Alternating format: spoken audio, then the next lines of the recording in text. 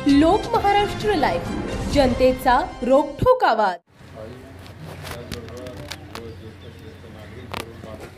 किंवा आपण साऱ्यांनी बघितलं, भारतीय जनता पार्टीच्या ताब्यात असलेली जेडीसीसी असेल किंवा दूध संघ असेल, याची चालू असलेली शेतकऱ्यांची लूट, चुकीचे निर्णय, या सगळ्यांचा राग जर आपल्या मनात असेल करायचा। आपण सगळ्यांनी बघितलं असेल की मागच्या 10 वर्षामध्ये जे काही आपल्याला सगळ्यांना सांगण्यात आलं त्याची कुठेही पूर्तता झालेली नाही। आपलं एकही आश्वासन पूर्ण झालंय का? नाही झाले। तुमचं रात्रीत शेतात पाणी लाईट येते ती बंद झाली आहे का? तुमचा डीपी ट्रान्सफॉर्मर उडला 24-48 तासात येतो का? नाही येत। आता तुम्हाला सांगितलं जाईल, कारण टीव्ही मॅनेज हे सगळं मॅनेज, त्याच्यामुळे आता शेवटचा पर्याय ही जनताच उरलेली आहे। आता तुम्हाला सांगितलं जाईल देशाचं असं आणि परदेशाचं तसं, पण या देशामध्ये आपलं गाव पण येतं, मायबाप हे पण तुम्ही विसरू नका। देश म्हणजे तिकडेच आहे का? दिल्लीकडे आपण पण येतो ना देशामध्ये। आपण जिथं बघू शकत नाही तिथंच येतो देश। देशाची सुरुवात तुम्ही जेव्हा विचार करता तेव्हा तुमच्या गावापासून सुरू, त्याच्यामुळे देशावर भाषणं होतील।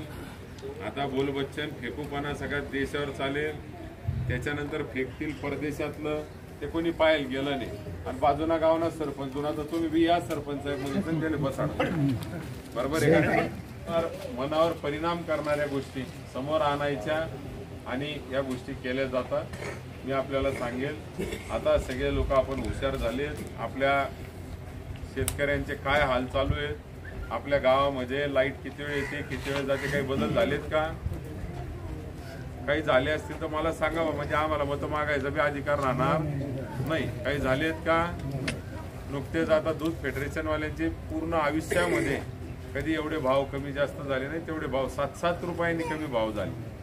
3-3 महिने झाले भाव कमी होऊन एका शेतकऱ्याला बोलायची सुद्धा हिंमत नाही। बरं, त्या उन्मेष दादांनी प्रश्न उपस्थित केला म्हणून आता काल परवापासून 2 रुपयांनी दुधाला भाव मिळाला, वाढवला, पण अजूनही 5 रुपये कमीच आहे 2 रुपयांनी।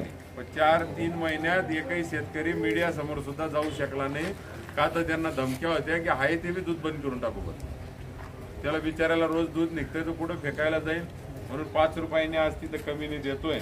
नुकसानीत शेतकरी तिथं आहे।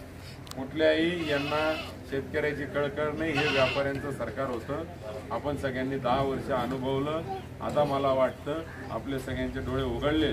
मला वाटतं दादांनी बऱ्यापैकी सगळं सांगितलंय, वेगळं काही मी त्यामध्ये सांगायची गरज नाहीये। परंतु आता उरलेले 12-13 दिवस निवडणुकीला, आता कुठेतरी जातीच्या नावावर आपल्याला भडकवलं जाईल, आता कुठेतरी आपल्याला पैशांचे आमिष दिले जातील, आता कुठेतरी आपल्याला गावाला निधीचे आमिष दिले जातील, अजून काही राष्ट्रीय मुद्दा, कुठं काही पाकिस्तानचे हमको धोका आहे आणि मुसलमानचे हमको धोका आहे, आणि मग तुम्ही सरकारमध्ये तर बाबा कैसे क्या धोका आहे? हा, इथं मुसलमान काका बसलेत आमचे, हा बाबा बसलेत मागे हिंदू, तुम्ही काही चाकू लावता का एकमेकांना गावामध्ये? हा, का काही काट्या घेऊन फिरता एकमेकांच्या मागे? मग कुठे धोका आहे कोणाला? मुसलमान 100 असतील आपल्या गावामध्ये, आपल्या हिंदूंपासून त्रास आहे का त्यांना कधी? हा, त्यांच्यापासून आपल्याला त्रास आहे का कधी? कसला धोका आहे? ते तिकडे जाऊ द्या, शहरांमध्ये फेकू द्या त्यांना, काय फेकायचे। आपण गावात सर्व धर्म मानणारी लोक आहोत, आपण महाराष्ट्रीयन आहोत, आपण मराठी आहोत। आपण आलेल्याला पहिले आपल्या घरात आपल्याला जे खाल्लं नसेल कधी ते पाहुण्याला खाऊ घालणारी माणसं आहोत आपण, खरं आहे का खोटं आहे? हा, आपण कधी महिन्याला एकदा मटण आणत असू तर पाहुणा रोज आला तर 3 वेळा 3 दिवस आणू, अशा संस्कृतीत वाढलेली लोक आपण आहोत।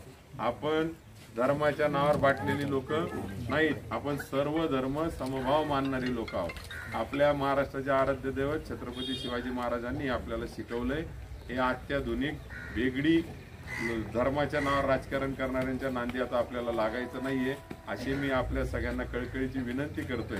लोकशाही काय असते आपण जर बघितलं, एखाद्या गावातला जर तुमच्या आपला सरपंच काय पंतप्रधान काय सारखंच असतं का नाही? या सरपंचाबद्दल नाही बोलत मी, कोणी असू द्या गावाची, पण एखाद्या गावाचा सरपंच असेल, एखाद्या आपण घरातले कुटुंब प्रमुख असेल, कोणाला बोलूच देत नसेल म्हणजे काय झालं? हुकुमशाही झाली का नाही? बोलायला तयार नाही. 3-3 महिने दूधवाले आहेत का कोणी इथे?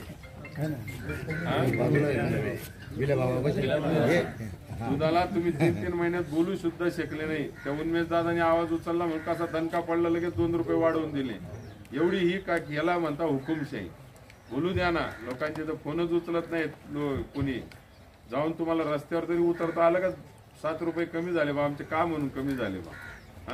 कारण की मीडिया मॅनेज आहे. तुमचं कोणी छापायला तयार नाहीये, तुमचं कोणी ऐकायला तयार नाही. विरोधात कोणी स्टेटमेंट केलं तिथं दूध संघात बसून तर त्यांना लगेच जेलची भीती दाखवली जाते.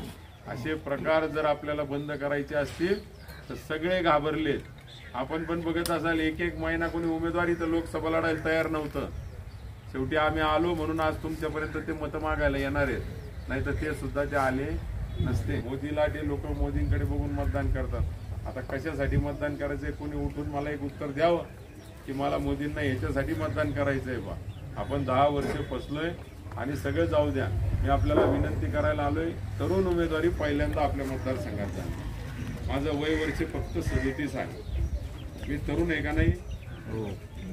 37 वयामध्ये मी उमेदवारी लोकसभेची करतोय. आपल्याकडे आतापर्यंत सर्व वयस्कर मंडळी आहे.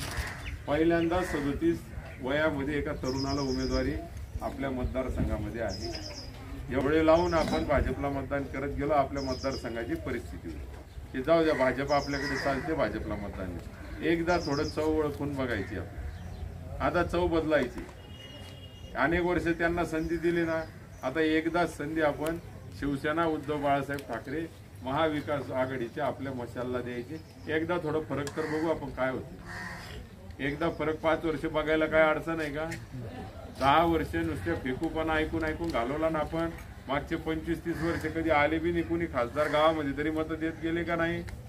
आता एकदाच मी आपल्याला सगळ्यांना कळकळीची विनंती ही शेवटची करणार आहे की एकदा बदल करून बघायचा आहे की दोघं पक्षामध्ये आणि दोघांच्या कामगिरीमध्ये काय फरक आहे.